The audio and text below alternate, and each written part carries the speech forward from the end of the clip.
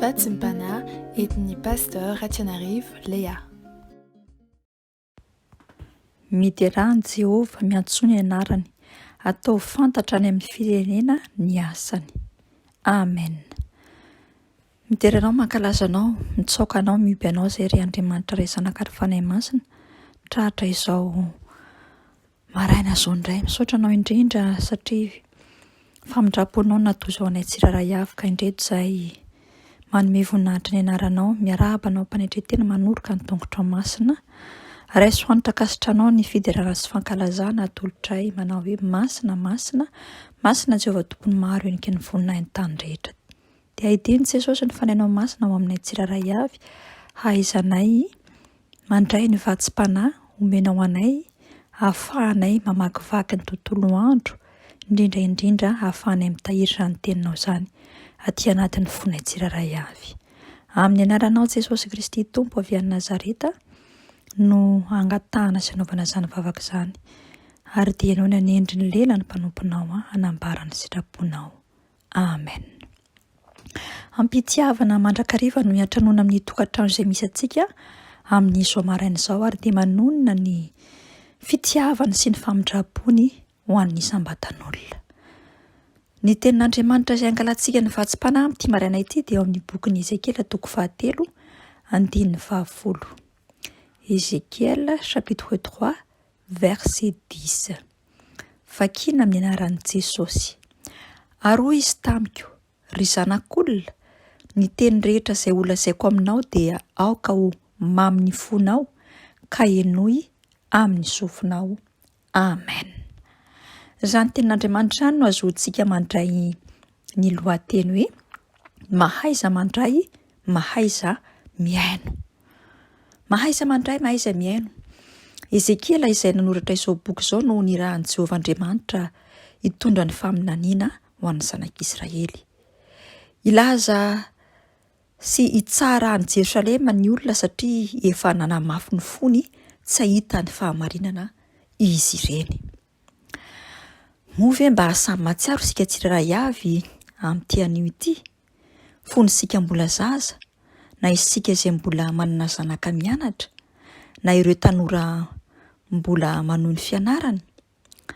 Sarotra amin'ny tsiraray rehefa tonga ao an-tsekoly na ao an-dakilasy na ao amin'ny toeram-piofanana ny hanana fifantohana tanteraka amin'ny fampianarana rehefa mipetraka eo ambony dabilio izy na eo ambony seza. Eny fa na dia tsika izao efa lehibe izao ary ka mamonjy ny fiofanantsika na ny formation na ny atelier na any am-piangonana koa ary, na aiza misy antsika ka rehefa mitaky ny fifantohana dia tsy mifantoka isika fa kosa mandeha ny saina sy ny eritreritra rehetra. Ary eny fa na dia manome ny tsara indrindra sy ny fahalalany mihoatra amin'izay tokony ho izy ny mpampianatra na ny mpampiofana amin'ny karazana lesona na ny fampiasana, fa dia hita foana eny ary mahatsapa fa misy ny tsy fifantohana. Fa inona ny zava-miseho sy mitranga ary? Sady tsy mahay mandray ny fampianarana ny mpianatra na ny mpiofana no tsy mahay miaino ihany koa. Dia tahaka izany koa ny kristianina rehefa mandeha mamonjy ny tempolin'Andriamanitra na mamonjy ny fiarahana mivavaka, ny fianaran'ny sampana na ny fiofanana, dia na ny manome ny tsara indrindra ary ny mpampiofana sy ny tompona andraikitra dia tsy misy ny fifantohana feno sy tanteraka. Ny fiainana nefa dia mampianatra antsika mba handray karazana torohevitra sy fampianarana samihafa, ary koa ny ananantsika sofina mahay miaino tsara. Mihoatra lavitra noho izany aza ny amintsika kristianina na ny mpino an'i Jesosy Kristy Tompo. Eto Jehova Andriamanitra dia te-hiteny amintsika, ary ny fotoana rehetra izay ananantsika dia tiany tokoa ny mba haizantsika miaino sy mandray ny hafatra tsara izay tiany ambara sy asehony eo amin'ny lafim-piainantsika tsiraray avy. Kanefa inona no zava-misy tsy mety mandray sy tsy mety miaino ny kristianina. Jehovah Tompo dia manambara zavatra roa lehibe tamin'ny Ezekela mba hahafahany mitahiry ny hafatra masina avy amin'Andriamanitra iray. Voalohany dia hoy ny tenin'Andriamanitra hoe raiso ao am-po ny teniny sy ny hafany. Izany hoe raha ataontsika amin'ny teny baiko dia hoe reçois dans ton cœur. Andriamanitra iray dia maniry sy mikasa feno sy tanteraka fa ny teny rehetra izay mitondra fiainana ho antsika dia tiany ho vita tomboka sesy voatahiry lalina ao anatin'ny fotsika tsirairay avy. Mba hahazahoana vokatra tsara izany, tsy maintsy atao lalipaka ny fototra itoeran'izany tenin'Andriamanitra izany. Izany hoe any anatin'ny fotsika lalina indrindra sy any anatin'ny voantsika any. Tsy ampy ary tsy tanteraka ny mandray ny teniny ara-tsaina fotsiny, fa tsy maintsy ahitantsika fanovana ny fiainantsika ary tahiry ny finoantsika. Ray mahatonga amin'ny teny baiko raha fehintsika amin'ny teny baiko dia hoe la parole de Dieu doit devenir en nous une parole de transformation et de restauration. Ny faharoa dia enoy amin'ny sofinao ny teniny sy ny hafany.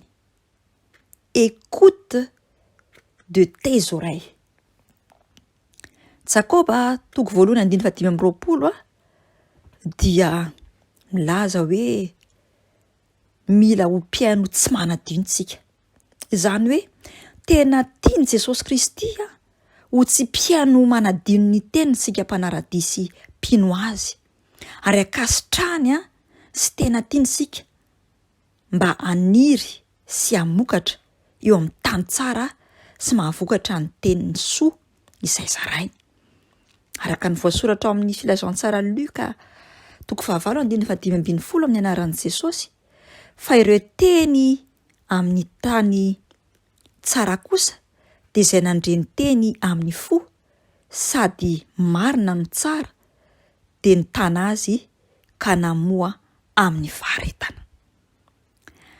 Ny fianonan'ny feon'i Jesosy dia mila fehezahana sy famolan'ny kristianina tsirairay ny fony sy ny sofiny, ary indrindra mitaky ny fanidin'ny sofiny tsy hiaino ny feo hafa ivelan'ny feo an'i Jesosy avy any Nazareta, izay ampitain'ny fanahy masina amin'ny alalan'ireo mpaminaniny izay nirahany hitondra izany. Ary izany no mahatonga ny bokin'ny ohabolana milaza hoe ampeko famaizana ny fonao sy teny pahalalana ny sofinao. Andriamanitra dia te hampafantatra ny tenany amin'ny alalan'ny teniny amintsika zanany, mampiseho ny fitiavany, ny famindrapony, ny heriny amintsika izy, koa meteza ry kristianina sy mpanara-dia an'i Jesosy eo, handray sy hanokatra ny fotsika ho an'i Jesosy. Fa raha mandany tsy hiaino isika dia ho tonga ny sazy sy ny fahafatesana izay nampitondrainy any Ezekela mpaminany. Anio ary raha hiaino ny feo an'i Jehovah itsika dia Jesosy Kristy Tompo aza manamafy ny fotsika fa mahaiza mandray mahaiza miaino. N'Andriamanitra ririhany ny voninahitra ivavakantsika tompoko. Jesosy malala misaotra anao izay noho ny amin'ny teninao. Mahatsiaro minandra sy mangaya tokoa ny izay Jesosy fa impirimpiry moa ianao tsy efa miteny aminay, manambara ny teninao sy ny hafatrao amin'ny alalan'ireo mpanomponao maro samihafa, amin'ny alalan'ireo mpaminaninao sy ny mpiandrondronao. Kanefa Jesosy malalo, tsy mba mety mandray ny teninao izahay, tsy mety naky hanokatra ny sofinay izahay, fa aleonay mandray sy miaino ny tenina izao tontolo izao sy ilay devoly fahavalo ary ilay Satana. Androany ara Jesosy dia ahidino ny fanahinao masina, hiasa mahery ao anatin'ny tsirairay avy izay mandray izay ho vatsim-panahy izao. Hanorotoro ny fo vato tonga fonofo, ary anala izay rehetra bouchon manetsina ny sofiny ny tsiraray avy ka tonga azy tsy andray sy tsy andre ny teninao araka ny fahamarinanao. Maniry ny mandrakarivo izay Jesosy mba hayandray sy ny hayandre, ary dia manaiky Jesosy eo no avozinao ho amboarinao mba haniriany ny teninao ao anatin'ny fonay ka ho lasa tany tsara ny fonay haniriany ny teninao. Dia moavy zato eo narivo eny tsy hanapataperina eo amin'ny fiainanay izany teninao izany. Mankasitraka ary ilay teny tonga nofo teto amin'ny izao tontolo izao. Manome voninahitra ny anaranao zahay. Hoy Jehovah tompony maro amintsika.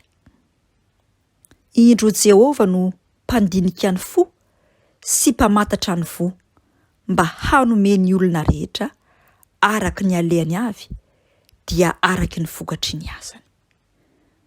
Ho an'Andriamanitra ny voninahitra, isika kosa dia hay andray ary anaiky ny andre. Amen.